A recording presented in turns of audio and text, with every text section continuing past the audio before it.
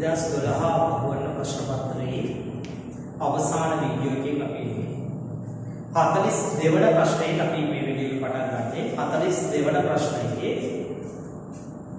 ඔයාලා උත්තර ලියන්න අපිට ගහ ගන්න පුළුවන් ගිණුම් දෙකක් තියෙනවා. එකක් තමයි යන්ත්‍ර ගිණුම. එකක් යන්ත්‍ර ගිණුම. අනිත් එක යන්ත්‍රශය වෙන් කිරීම. එකක් යන්ත්‍ර ගිණුම, අනිත් එක යන්ත්‍රශය වෙන් කිරීම. මේ දෙකම අපි රුපියල් 10 වලින් හදමු. එකක් යන්ත්‍ර ගිණුම, අනිත් එක යන්ත්‍රශය වෙන් කිරීම. බලන්න ඔකේ නම් යන්ත්‍ර ගිණුමේ ආරම්භක ශේෂය වලට දීලා තියෙනවා රුපියල් 10. අවසාන ශේෂය දීලා තියෙනවා රුපියල් 1500. ආරම්භය 10යි අවසානයේ 1500. ඒ වගේම ඔයාලට දීලා තියෙනවා ශය වෙන් කිරීමේ සමුච්චිත ශය කියලා කියන ශය වෙන් කිරීමේ ආරම්භක ශේෂය වලට දීලා තියෙනවා 400යි ශය වෙන් කිරීම වල පෙර ශේෂයක් තියෙනවා. ඒ වගේම අවසාන ශේෂය වලට දීලා තියෙනවා 500යි. 500. ඔයාලට දීලා තියෙන යටින් අතිරේක තොරතුරු වල සමාගම පිරිවෙන 300ක් වෙච්ච යන්ත්‍රයක් වික්කා. තමයි වික්කන යන්ත්‍රේ ඉවත් කරන්න ඕනේ. එහෙනම් මේ පැත්තට දානවා ඉවත් කිරීම කියලා කීයක් තියෙනවද? 300ක් අයින් කරන්න. මේ ඉවත් කරපු එක මේ වෙනකොට කොච්චරක් ක්ෂය කරලා තිබුණාද? 200යි ධාරණාගය. එතකොට තමයි 300ක එක ධාරණාගය 200යි නම් ඒක කීයක් ක්ෂය වෙලා තිබුණාද? 100යි. එහෙනම් ක්ෂය වලින් ඉවත් වෙන්න ඕනේ කීයක්ද? 100ක්. එහෙනම් දැන් අපි ක්ෂය වෙන් කිරීම ගිණුමේ වසරේ ක්ෂය ටික හොයාගමු. වසරේ ක්ෂය ටික හොයාගමු. මේ පැත්ත 600යි. ඒක මේ පැත්තෙන් දාපුවම මෙතන වර්ෂයේ ක්ෂය කීයක් වෙනවද? 200ක් වෙනවා වර්ෂයේ ක්ෂය. වර්ෂයේ ක්ෂය 200ක් වෙනවා. ඊළඟ වත්කම් ඉවත් කිරීම ගිණුමෙන් මෙන්න මෙතන හොයාගමු. අලුතෙන් මිලදී ගත්ත වත්කමේ අගය. මේ පැත්ත 1800යි. එතකොට ඒකෙන් 1000ක් ගිහම මෙතන එනවා කීයද? 800. එතකොට මේ ගිණුම් දෙක තොරතුරු හොයාගත්ත නිසා අපිට උත්තර ඊළඟ ප්‍රශ්න දෙකටම උත්තර ලියන්න හැකි. 42 වන ප්‍රශ්නේ පළවෙනි එක අහන්නේ මුදල් ගලා ඒමක්. ගලා ඒමක් කියන්නේ සල්ලි එන ගනුදෙනුවක් ලියන්නලු. ළමයින්ගේ සල්ලි එන එකක් තියෙන්නේ යන්ත්‍රයේ විකිණීම. මුදල් ගලා ඒම තමයි යන්ත්‍රයේ විකිණීම. කීයද වටිනාකම? 1,60,000ක්. ඊළඟට තියෙනවා මුදල් ගලා යාම කීයද කියලා. ළමයි මුදල් ගලා යාම කියන්නේ යන්ත්‍රය මිලදී ගන්න එක. ඒක දැන් අපි මේ ගිණුමෙන් හොයාගත්තා කීයද එන්නේ? 1,08,000යි. 1,08,000යි. ඊළඟට කියනවා ඉහත ගනුදෙනු වලින් පැනනගෙන මුදල් නොවන අයතමයක් වටිනාකමත් එක්ක. ඒකට තමයි අපි මේ ගිණුම ගැහුවේ. මුදල් නොවන අයතමය අපි හොයාගත්තා. මුදල් නොවන අයතමය ක්ෂය. එහෙනම් උත්තරේ වෙන්නේ ක්ෂය රුපියල් 1,02,000යි. තවත් ළමයි මේකේ මුදල් මේ නොවන අයතමයක් තියෙනවා. ඒ තමයි ළමයි උතන 1,60,000කට නේ යන්ත්‍රය වික්කේ. එතකොට මේ යන්ත්‍රයේ ධාරණාගය දුන්නේ 1,02,000යි. 1,02,000ක් ධාරණාගය වෙච්ච එක වික්කේ කීයකටද දරුවෝ? වික්කේ 1,60,000කට. එතකොට 1,02,000 එක 1,60,000කට වික්ක කියන්නේ කීයක් පාඩු වුණාද? 40,000ක් පාඩු වුණා. පාඩුව කියන්නේ අපි සල්ලි වලින් ගෙවන දෙයක් නෙමෙයි. ඒ කියන්නේ ඒක මුදල් මේ නොවන දෙයක්. එහෙනම් ඔයාලට ලියන්න පුළුවන් ඕන යන්ත්‍ර විකිණීමේ අලාභය රුපියල් 40,000යි කියලා. එහෙනම් ඕකේ මුදල් මේ නොවන අයතම දෙකක් තියෙනවා. එකක් ක්ෂය වීම 1,02,000යි. අනිත් එක මොකද්ද? යන්ත්‍ර විකිණීමේ අලාභය රුපියල් 40,000යි. ඊළඟ එකේ තියෙනවා 2012 3.31 දිනේ අවසන් වර්ෂය තුලදී සමාගමක මෙහෙයුම් කටයුතු හින්දා සමාගමේ ඉඩම ඒ කියන්නේ වැඩවීම අපවිත්‍ර වුණා. ඉඩම අපවිත්‍ර වුණා. මේ ප්‍රදේශයේ පරිසර ආරක්ෂණ අධිකාරිය විසින් මේ ඉඩම පවිත්‍ර කරන්න ඕනේ කියලා නියෝග කළා. ඒ කියන්නේ සුද්ධ කරන්න ඕනේ කියලා නියෝග කළා. මේ සඳහා සමාගමට සැලකිය යුතු මුදලක් දරන්න වෙනවා. එපේ තාම කරලා නැහැ. සමාගම විසින් මේ සඳහා 3.31 දිනට ප්‍රතිපාදනයක් කරන්න ඕනේද කියලා හේතු දක්වන්නලු මේකේ ලක්ෂණ වලට අනුව. ළමයි මේකේ ප්‍රතිපාදනයක් කළ යුතුයි. ඒකට හේතු තමයි ප්‍රතිපාදනයක තියෙන ලක්ෂණ තුනම මේක තෘප්තිමත් වෙනවා. පළවෙනි එක තමයි අතීත සිදුවීමක ප්‍රතිඵලයක් ලෙස හටගැනීම. ළමයි ඉඩම අපවිත්‍ර කරපු නිසා තමයි මේක සුද්ධ කරන්න කිව්වේ. දැනට වෙලා ඉවරයි අතීත සිද්ධියක්. දෙවෙනි එක තමයි ළමයි මොකද්ද? දෙවෙනි එක තමයි මේකට යන වටිනාකම විශ්වාසනීය ලෙස අපිට ඇස්තමේතු කරන්න පුළුවන්. අපිට කියලා තිබුණා මේකේ සැලකිය යුතු මුදලක් යනවා කියලා. එහෙනම් ඒ කියන්නේ වටිනාකම විශ්වාසනීය ලෙස ඇස්තමේතු කරන්න පුළුවන්. තුන්වෙනි එක තමයි මේකෙන් නිදහස් වෙන්නේ. ව්‍යාපාරයේ තියෙන සම්පත් පිටතට ගලා යාමේ භව්‍යතාවයක් තියෙනවා. ඒ කියන්නේ අපිට මෙතන කිව්වා මේක සුද්ධ කරන්න සැලකිය යුතු මුදලක් කියයි. ඒ කියන්නේ සැලකිය යුතු මුදලක් කියයි කියන්නේ ව්‍යාපාරයේ තියෙන සම්පත් පිටතට ගලා යාමක් සිදු වෙන්න පුළුවන්. එහෙනම් ඒ නිසා මේක වෙන් කිරීමක් ප්‍රතිපාදනයක් කළ යුතුයි. ඊළඟ එක අහනවා මෙන්න මේවා ඍජු පිරිවැයද වක්‍ර පිරිවැයද කියලා. ළමයි ඍජු කිව්වහම ඍජු ද්‍රව්‍යයක් වෙන්නත් පුළුවන්, ඍජු ශ්‍රමයක් වෙන්නත් පුළුවන්, ඍජු වෙනත් වෙන්නත් පුළුවන්. ඊළඟ පළවෙනි එක පදම් කළ සම්මල පිරිවැය සපත්තු හදන්න යන හම්මල පිරිවැය කියන්නේ ඍජු එකක්. කම්හල් කල්පනාකරුවේ වැඩිපුර කියන්නේ ළමයි නිෂ්පාදන පොදුකාරයක්.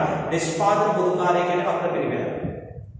යන්ත්‍ර මෙහෙයුම්කරුගේ වේතනය ඔය කියන්නේ යන්ත්‍ර ක්‍රියා කරවන්නන්ගේ වේතනය ඔය කියන්නේ ඍජු ශ්‍රමය. යන්ත්‍රශය කියන්නේ ළමයි වක්‍ර වියදම. ඒ කියන්නේ නිෂ්පාදන පොදුකාරය. ඊළඟට අභ්‍යාස අංක 46. මේ 46 වෙනි අභ්‍යාසයේ ඔයාලට වියදම් තුනක් දීලා තියෙනවා. ඍජු ශ්‍රමය, විදුලිය, කම්හල් කුලිය කියලා. ඒකේ දීලා තියෙනවා ඒකක 10000කදී කීයද, ඒකක 20000කදී කීයද කියලා. අපෙන් අහන්නේ ඍජු ශ්‍රමයක් කීයද කියලා. ළමයි ඍජු ශ්‍රමය කියන්නේ ළමයි නිෂ්පාදනයත් එක්ක ඊට සමානුපාතිකව වෙනස් වෙන්නේ. එහෙනම් බලන්න ළමයි ඍජු ශ්‍රමය 10000ෙදී 30000යි 20000ෙදී 60000යි. ළමයි ඔය කියන්නේ මොකද්ද? මෙතෙන්දී සමානුපාතිකව වෙනස් වෙලා තියෙනව නේද? 10000ක් හදන්න 30000ක් යනවා, 20000ක් හදන්න ඒ වගේම දෙගුණයක් යනවා. ඒ කියන්නේ වෙනස් වෙලා හරියට වෙනස් වෙලා නම් අපි ඒකට කියනවා විචල්්‍ය පිරිවැය. විචල්්‍ය පිරිවැය ළමයි සමානුපාතිකව වෙනස් වෙන්න ඕනේ, නිකන් වෙනස් වුණාට යන්නේ. ඊළඟ එක විදුලිය. බලන්න 10000ක් හදන්න 10000ක් යනවා. හැබැයි 20000ක් හදන්න 15000යි යන්නේ. එතකොට 100ට 100ක් වෙනස් වෙලා නැහැ. 100ට 100ක් වෙනස් වෙලා නැහැ කියන්නේ ඒක අර්ධ විචල්්‍ය පිරිවැය. අර්ධ විචල්්‍ය පිරිවැය කියම ප්‍රමාණයකට වෙනස් වෙලා තියෙනවා. ළමයි මෙතන අර්ධ විචල්්‍ය කියන එක මෙතන අපි අර සරල භාෂාවෙන් ගත්තේ යම් ප්‍රමාණයකට වෙනස් වෙලා තියෙනවා 100ට 100ක් නැහැ. එතකොට තමයි අර්ධ විචල්්‍ය කියන්නේ මේ වියදම ඇතුලේ ස්ථාවර පිරිවැය කොටසකුයි විචල්්‍ය පිරිවැය කොටසකුයි කියන දෙකක් තියෙනවා කියන එකයි. ඊළඟ එක කම්හල් කුලිය. ළමයි කුලිය 10000ක් හදද්දිත් එකම ගාන, 20000ක් හදද්දිත් එකම ගාන. එතකොට 10000ක් හදද්දී 20000ක් හදද්දී දෙකම එකම ගාන නම් ඒ කියන්නේ එක මොන පිරිවැයක්ද? ස්ථාවර පිරිවැයක් වෙනවා. ඊළඟට ළමයි 47 වෙනි එක. 47 වෙනි එක ඔතන තියෙන්නේ ළමයි 5-4 ක්‍රමයට පාඩම නිකුත් කිරීම. මොකද මේ 5-4 ක්‍රමය කියන්නේ පළමුවෙන්ම ගබඩාවට ලැබුණු ගාන පළමුවෙන්ම නිකුත් කරනවා. ගබඩාවට පළමුවෙන්ම ලැබුණු ගාන පළමුවෙන්ම නිකුත් කරපුවාම ගබඩාව ඉතුරු වෙන්නේ අන්තිමට ගත්තේ. එහෙනම් යාගේ මහත් පළවෙනි උත්තරේ තමයි විකුණු පිරිවැය කීයද කියලා. විකුණු පිරිවැය කීයද කියලා. ළමයි විකුණු පිරිවැය කොච්චරක් විකුණනවද? ඒකක 200යි විකුණන්නේ. එතකොට විකුණන්නේ කොහොමද? මුලින්ම ගත්ත ඒවා තමයි ඉස්සෙල්ලා දෙන්නේ. මුලින්ම ගත්ත ඒවා කියන්නේ දරුවෝ කීය ගානේ ගත්ත ඒවද? මුලින්ම ගත්ත ඒවා කියන්නේ කීය ගානේ ගත්ත ඒවද? 150 ගානේ ගත්ත. නෙමෙයි 150 ගානේ ගත්ත ඒවා. එන 150 ගානේ ගත්ත ඒවා තිබ්බේ කීයද? 100යි. ඒක තමයි මුලින්ම විකුණන්නේ.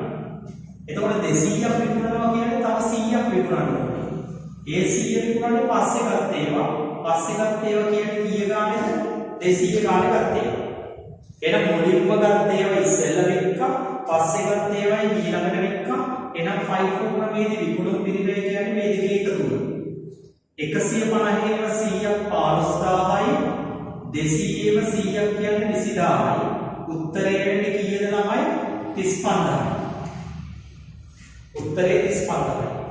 ඊළඟට ඔයාලගේ අහන ප්‍රශ්නේ තමයි ළමයි ඉතිරි තොගේ. මේ 5 ක්‍රමයේදී ඉතිරි තොගේ කීයද කියලා.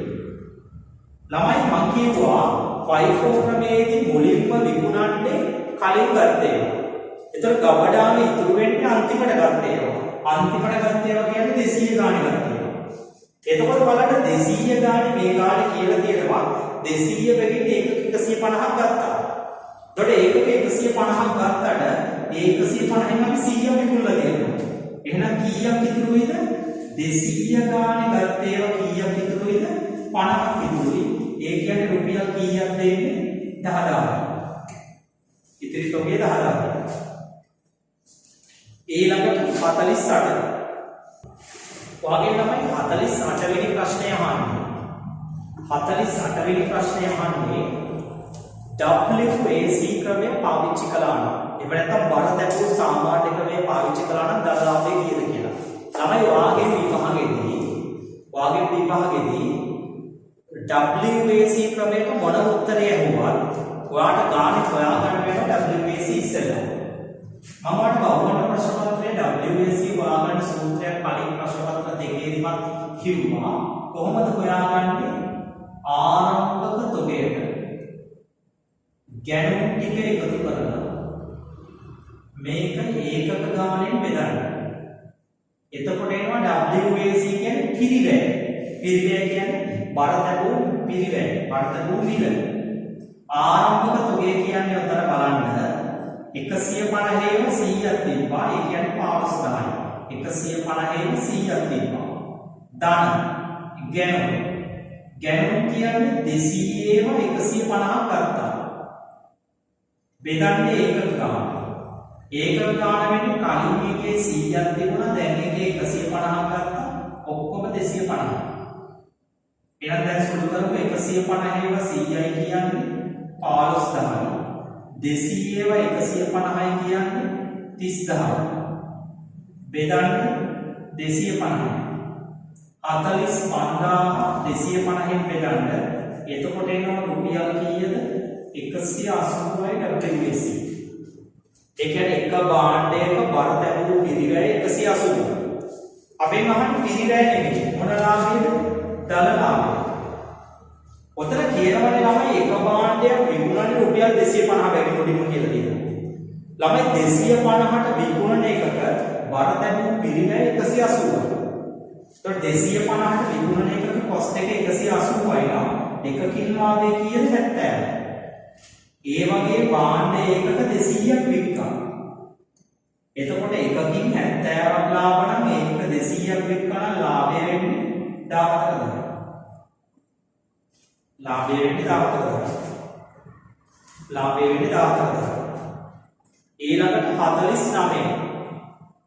ඕක ආන්තික පිරිවැයකරණයෙන් අහලා තියෙනවා. බලන්න ආන්තික පිරිවැයකරණයෙන් අහලා තියෙනවා. ඔයාගේ ඉස්සෙල්ලාම අහලා තියෙන්නේ 49 වෙනි ප්‍රශ්නේ මොකද්ද? සමච්ඡේද ලක්ෂයේ ඒකක ගණන. සමච්ඡේද ලක්ෂය කියන්නේ BEP. මොකද ළමයි BEP ඒකක ගණන හොයන සූත්‍රය ස්ථාවර පිරිවැය බෙදන්න ඒකක දායකය. ස්ථාවර පිරිවැය බෙදන්න ඒකක දායකය. මොකක්ද සූත්‍රය? ස්ථාවර පිරිවැය බෙදීම ඒකක දායකය. ස්ථාවර පිරිවැය කියනවා ලක්ෂ්‍ය. ඒකක දායකය. ළමයි ඒකක දායකය හොයන්නේ විකුණුම් වලින් විචල්්‍ය පිරිවැය අඩු කරනවා. විකුණුම් මිලෙන් විචල්්‍ය පිරිවැය අඩු කරනවා. නමුත් විකුණුම් මිල තිබුණාට විචල්්‍ය පිරිවැය නැහැ. ඒ වෙනුවට ඔයාලට දීලා තියෙන්නේ දායක විකුණුම් අනුපාතය. එතකොට ඔයාලට දීලා තියෙනවා දරුවෝ විකුණුම් මිල 20යි දායක විකුණුම් අනුපාතය 140යි. ඔය කියන්නේ විකුණුම් මිලෙන් 140ක් තමයි දායකය වෙන්නේ. එහෙනම් විකුණුම් මිලෙන් 140යි කියන්නේ 20න් 140ක් කියන්නේ රුපියල් 8යි. ලක්ෂය 8ෙන් බෙදුවහම උත්තරේ වෙනවා ඒකක 12500. ඊළඟ එක ඔයාගෙන් අහුවේ මොකද්ද? ලාභය කීයද කියලා. ළමයි මේ ලාභය හොයන්න තියෙන සූත්‍ර දෙකක් තියෙනවා. දෙකකින් හොයන්න පුළුවන් මේකේ. එකක් හොයන්න පුළුවන් ලාභය හොයන්න පුළුවන් කොහොමද? මුළු දායකයේ අඩු කරලා ස්ථාවර පිරිවැය. මුළු දායකයේ ස්ථාවර පිරිවැය අඩු කරලා. මුළු දායකයේ කියලා කියන්නේ තමයි එකක් දායකයේ 8යි. ඒ වගේ 20000ක් විකුණනවා. එහෙනම් මුළු දායකයේ වෙන්නේ 8 ඒව 20000. මේකෙන් අඩු කරනවා ස්ථාවර පිරිවැය කියන්නේ ලක්ෂයයි. 1,60,000න් ලක්ෂයක් ගියාම උත්තරය වෙනවා කීයද? රුපියල් 60000. උත්තරේ රුපියල් 60000. හැබැයි මේක තව ක්‍රමයකට වටන්න වෙන්න පුළුවන් ලාභය. මේ ලාභය හොයන්න පුළුවන් ඔයාට ආරක්ෂිත ආන්තිකයේ ඒකක ගාන වැඩි කරනවා ඒකක දායකය. මොකද්ද මේ ආරක්ෂිත ආන්තිකය කියලා කිව්වේ? සමච්ඡේද ලක්ෂයට වඩා විකුණලා තියෙන ඒකක ගාන. මේකේ සමච්ඡේද ලක්ෂය. සමච්ඡේද ලක්ෂයට වඩා විකුණලා තියෙන ඒකක ගාන 20000ක් විකුණන ඕනේ. සමච්ඡේද ලක්ෂයට වඩා විකුණලා තියෙනවා කීයක්ද? 7500. ඉතින් 20000 වෙන්න 12500ට වඩා 7500 විකුණලා තියෙනවා. වැඩි කිරීම ඒකක දායකය. ඒකක දායකය කියන්නේ රුපියල් 8යි. 7500 8යි කියන්නේ රුපියල් 60000. මොන ක්‍රමයකට උත්තරේ ගත්තත් එකයි. අවසාන ප්‍රශ්නය 50 වෙනි ප්‍රශ්නය. ඒ 50 වෙනි ප්‍රශ්නේ අහලා තියෙන්නේ NPV පිළිබඳ ප්‍රශ්නයක්. එහෙම නැත්නම් සුද්ධ වර්තමාන අගය. මෙන්න මේවා නිසා ආයෝජන ව්‍යාපෘතියක සුද්ධ වර්තමාන අගය වැඩි වෙනවද අඩු වෙනවද කියලා අහලා තියෙනවා. පළවෙනි එක මුදල් ගලා එන එක වැඩි වුණොත්. ළමයි ගලා එන එක වැඩි වෙනවා කියන්නේ අපිට සල්ලි ලැබෙනවා. සල්ලි ලැබෙනවා කියන්නේ ආයෝජනයේ ප්‍රතිලාභ වැඩි. ප්‍රතිලාභ වැඩි කියන්නේ NPV වැඩි වෙනවා. දෙක වට්ටම් අනුපාතය වැඩි වෙනවා. ළමයි වට්ටම් අනුපාතය වැඩි වෙච්චාම මුදලේ අගය අඩු වෙනවා. වට්ටම් අනුපාතය වැඩි වෙච්චාම වට්ටම් අනුපාතය කියන්නේ ප්‍රාග්ධන පිරිවැය. ප්‍රාග්ධනයේ පිරිවැය වැඩි වෙනවා කියන්නේ මුදලේ අගය අඩු වෙනවා. මුදලේ අගය අඩු වෙනවා කියන්නේ NPV වල අගය අඩු වෙනවා. NPV වල අගය අඩු වෙනවා. ඒකට වට්ටම් අනුපාතය වැඩි වෙද්දී NPV අඩු වෙනවා. ආරම්භක ආයෝජනය අඩු වෙනවා. මුලින් අපි යොදවන්න ඕන ගාන අඩු වුණොත් අපිට ආයෝජනයක් ලාභයි. වාසි කියන්නේ NPV වැඩි වෙනවා. ඊළඟ එක සුන්පුන්නගේ අඩු වුණොත්. ළමයි සුන්පුන්නගේ කියන්නේ අපිට හම්බෙන්න ඕන එක. අපිට හම්බෙන්න ඕන එකක් අඩු වුණොත් NPV අගය මොකද වෙන්නේ? අඩු වෙනවා. මොකද ඒක අවාසියක් අපිට සිදු වෙන අවාසියක් නිසා. එච්චරයි අහලා තියෙන්නේ. එතකොට 2012 ගිණුම්කරණය බහුවර්ණ ප්‍රශ්න පත්‍රයේ ප්‍රශ්න 50ම අපි පුළුල්ව විමර්ශනය කරලා තියෙනවා. එතකොට ඕගොල්ලන්ට NMPI TV නැවත ප්‍රශ්න පත්‍ර වීඩියෝකින් අපි හම්බ වෙනවා.